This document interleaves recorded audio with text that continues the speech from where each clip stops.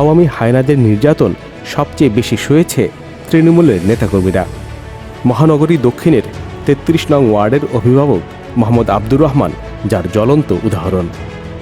আওয়ামী লীগ সরকারের পতনের আন্দোলনে সব সময়ই নেতাকর্মীদের নিয়ে রাজপথে ছিলেন আব্দুর রহমান। জুলাই গণ আন্দোলনেও রেখেছেন গৌরবোজ্জ্বল ভূমিকা।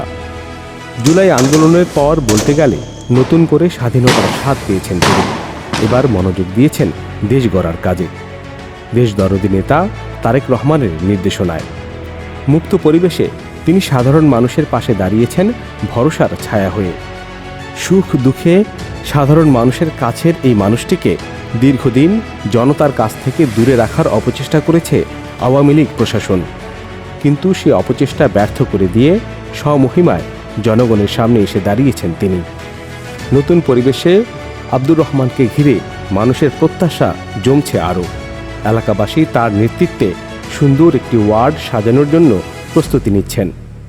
ওই রাস্তা দিয়ে সব আসবে, ও রাস্তাটা কাটা নেই, ও রাস্তায় গাড়িও আসবে, আপনি বেকুও ঢুকবে, আপনি এই জায়গাটি ঢুকান।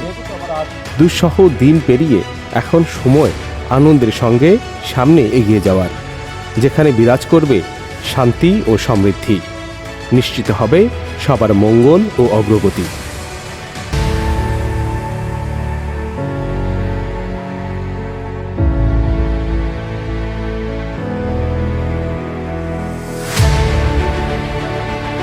বিসমিল্লাহির রহমানির রহিম। সবই আল্লাহর রহমত। আল্লাহ পাক চাইলে সব কিছু হয়। আমাদের 5 আগস্টের পরে যে আল্লাহর রহমত আমাদেরকে সুন্দরভাবে একটা পরিবেশ আল্লাহর রহমত আমরা পেলাম। আমাকে আইনা রুমে গুম করেছে 13 সালে, টিভিতে সব জায়গায় দেখাইছে। আমাকে 120টা মামলা দিয়েছে সরকার, এরা ফাঁসের সরকার। আমরা চাই তারেক ভাই আমাদের যে উদ্দেশ্য দিয়েছে, আমরা ওই উদ্দেশ্যে কাজ করব, জান প্রাণ দিয়ে সব দিয়ে কাজ করব। আমার বড় ভাই, সদ্য বড় ভাই হামিদ ভাই 7-8 মিনিট টিকিট পায়। আমরা আশা করি এই ব্যক্তির টিকিট পেলে আমাদের সবার জন্য, আমাদের এলাকাবাসীর সবার জন্য ভালো হবে। উনি দয়ালু, ওনার ব্যাপারটা হলো দয়ালু। দেখা গেল প্রতি মসজিদ কন, এতিমখানা কন, মানুষের বিপদ আপদ উনি অনেক দেখে। আমাকে আমার নিজের স্বার্থের জন্য বলতেছেন। এটা আপনি প্রতিটা গল্লি, প্রতিটা এলাকা যারা রাজনীতি করে তাদেরকে জিজ্ঞেস করতে পারবেন।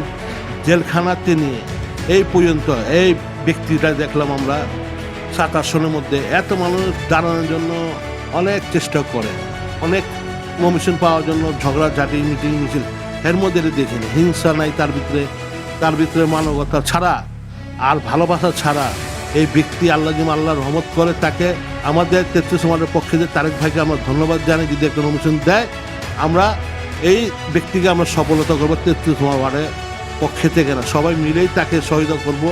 এই জন্যই মনে করেন যদি একটা এমপি হতে পারে আমাদের এই পুরান ঢাকার ঐতিহ্য ব্যক্তিত্ব আমরা ফিরে পাবো।